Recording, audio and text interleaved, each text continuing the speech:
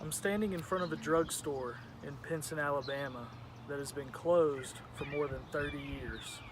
But I want to tell you a little bit about the owner of this drugstore, Mr. Price. I wrote about him in Valley Road, Uplifting Stories from Down South. He owned and operated this drugstore for decades, but his real passion was the weather. What Mr. Price did was he kept up with weather records for the National Weather Service here in Birmingham. And he kept little note cards in his pocket that for trivia. And he could tell you the warmest day in July of 1958 and the coldest day of 1981. He could tell you the exact temperature. He lived right up the road from here, not even a half mile from where I'm standing. This was his life.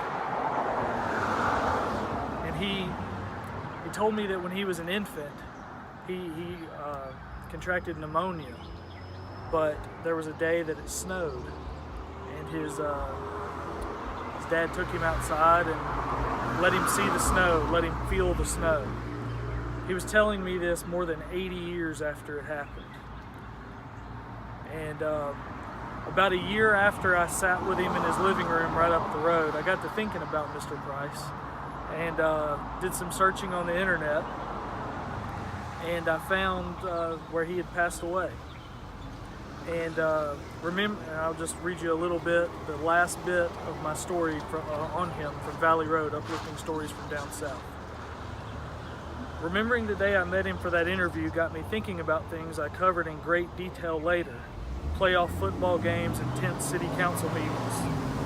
One of the most memorable events I covered was in January 2014, the year before he died. Ice stuck to the roads in the Birmingham metro area, stranding thousands on the highways and at work. It was a real mess, but there was also snow. I hope he got to touch it.